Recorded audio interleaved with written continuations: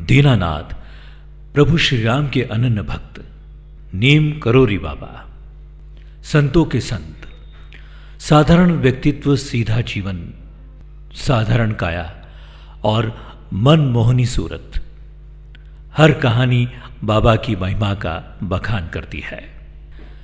सन 1890 में उत्तर प्रदेश के अकबरपुर जिले के एक संपन्न ब्राह्मण जमींदार घराने में बाबा नीम करोरी का जन्म हुआ था।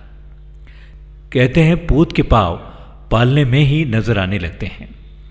बाबा के जन्म के समय भी कुछ ऐसा ही दिखा। बाल्यावस्था में बाबा का शरीर अलौकिक तेज से चमक रहा था। एक तेजस्वी बालक को पाकर पिता दुर्गा प्रसाद मिश्र जी फूले नहीं समा रहे थे।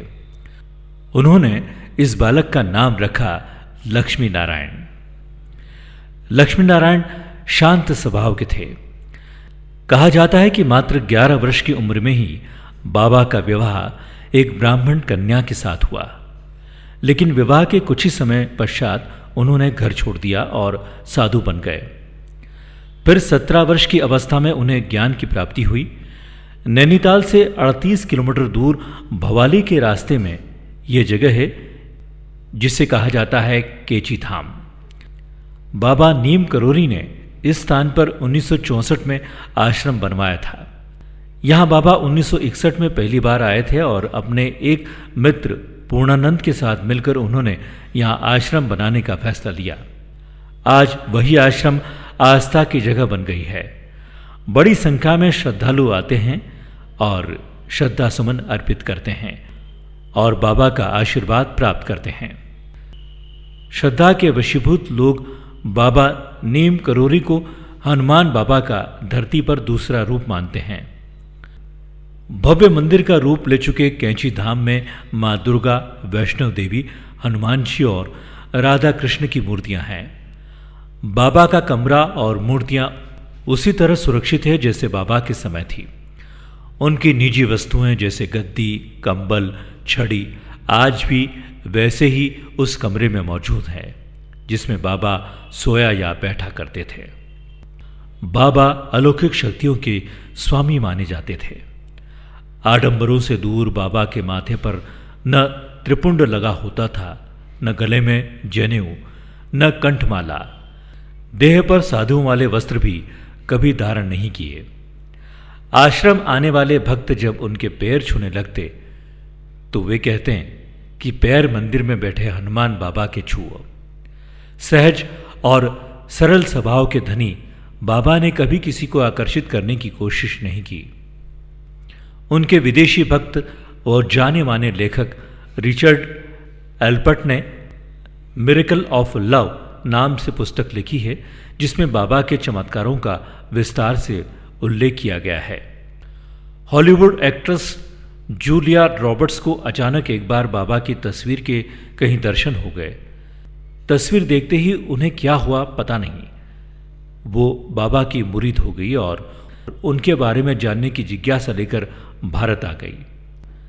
जिस एप्पल कंपनी ने पूरी दुनिया में धूम मचा रखी है, उनके फाउंडर स्टीव जॉब्स कभी भारत में बाबा नीम करोरी के दर्शन को पहुंचे थे।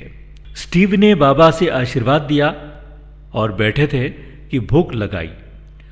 उन्होंने इच्छा जताई और बाबा ने कुछ खाया हुआ सेब उठाकर उन्हें दे दिया।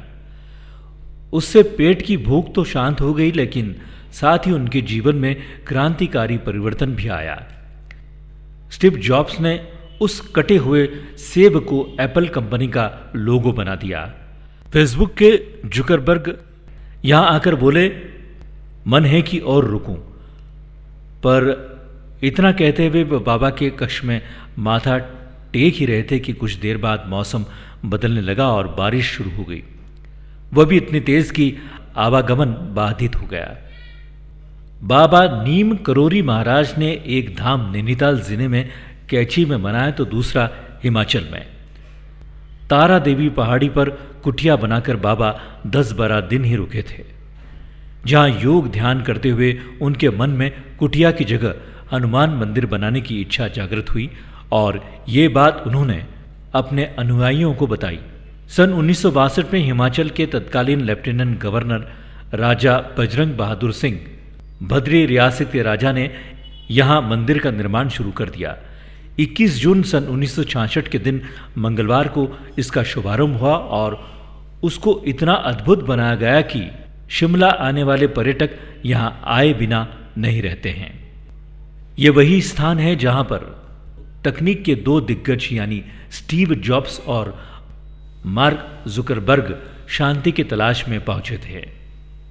आखिर कैसा है बाबा नीम करोरी के चमत्कार से पगा ये आश्रम? सन 1973 में बाबा ने अपनी देह त्याग दी, मगर उनकी अस्थियां आज भी यहां सुरक्षित हैं। आज भी माना जाता है कि नीम करोरी बाबा के आश्रम में आगंतुकों को प्रसन्नता की राह मिलती है, बल्कि उनका यह आश्रम भारतीय संस्कृति से भी दुनिया को रूबरू कराता है। अद्भुत है कैंची धाम का ये आश्रम, जहां आज भी बाबा नीम करोरी महाराज विराजमान है। आप आइए, आशीर्वाद प्राप्त कीजिए। कैंची धाम आश्रम।